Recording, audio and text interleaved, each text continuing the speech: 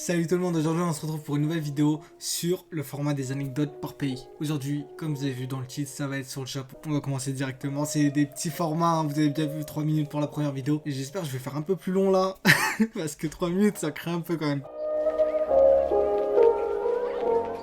Au Japon, on peut trouver des pastèques qui sont carrés, mais rien à voir avec une quelconque modification génétique. Certains agriculteurs japonais font pousser leurs pastèques dans des boîtes carrées pour qu'elles en prennent la forme, afin que les consommateurs puissent les rentrer plus facilement dans leur réfrigérateur.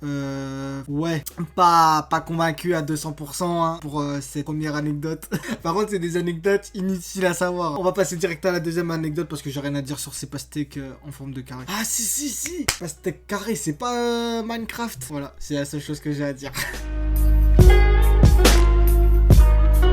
L'unité de mesure, utilisée en France pour calculer une surface habitable est le mètre carré. Ouais, ça on le sait, normal, la base. Au Japon, l'unité de base est le tatami. Les tatamis, c'est au judo, genre, les tatamis, c'est les tapis. On dira ainsi d'une pièce qu'elle fait 8 tatamis. Par exemple, un tatami a une taille qui diffère légèrement selon les régions. Mais il mesure généralement 90 sur 182 cm, soit 1m65 m². Cette unité influe sur la dimension des pièces et des maisons japonaises tombées juste. Ouais, donc c'est une unité qui est pas très fiable en fait, hein, parce qu'elle diffère selon les villes, de ce que j'ai pu comprendre. Du coup, bah, le mètre carré c'est super bien, vraiment.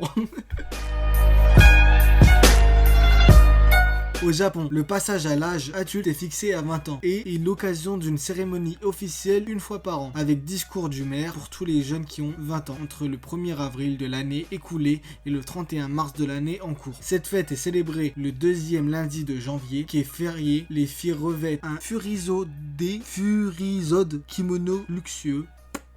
Et les garçons, un costume classique. Ok, bon, du coup, l'âge, de ce que j'ai pu comprendre par rapport à cette anecdote, c'est que l'âge est de 20 ans et qu'ils ont carrément un jour férié pour les 20 ans des personnes qui ont 20 ans entre le 1er avril et le 31 mars. Ou non. Ah non, 1er avril, 31 mars, c'est le jour qui est férié. Ouais, j'ai rien compris. Bon, en tout cas, c'est 20 ans. Voilà, c'est tout ce qu'il faut retenir. Bon, je vais essayer de trouver... Là, il n'y a que 3 anecdotes, donc je vais essayer de trouver une 4e anecdote. Comme ça, parce que là, j'ai que 3 minutes 25 de tournage. Avec les coupures et tout, ça va pas le faire. Bon, attends, je vais chercher en live. Anecdote, Japon. Et on dirait que je fais un live Twitch, là. C'est un truc de ouf. Attends. 20 faits amusants sur le Japon. Ah, vas-y, je vais faire ça. La vidéo, elle va durer 46 minutes, vous avez vu. Alors, je sais pas si c'est des anecdotes nulles, là. Le saviez-vous qu'au Japon, dit fait un peu et peu connu. Ok, là, j'ai trouvé un truc. Ok. 10 faits insolites et peu connus. Oh là là. Vas-y.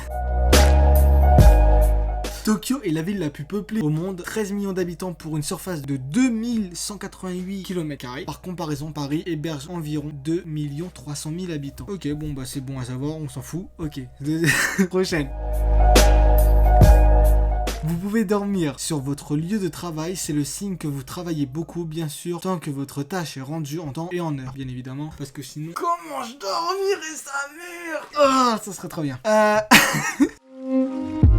Alors, beaucoup de suicides au Japon, c'est un fait connu. Mais saviez-vous que si une personne se suicide en se jetant sous un train, sa famille devra payer une amende. En effet, il faut dédommager la compagnie de train pour le retard occasionné et pour le nettoyage des rails et ou du wagon. Et l'amende peut être franchement très salée. Ok. Bon bah, c'est des bâtards. Bah en même temps, la personne qui se suicide, elle peut faire ça plus en intimité, on va dire. Au pire, elle se suicide pas en fait. C'est ce que je raconte.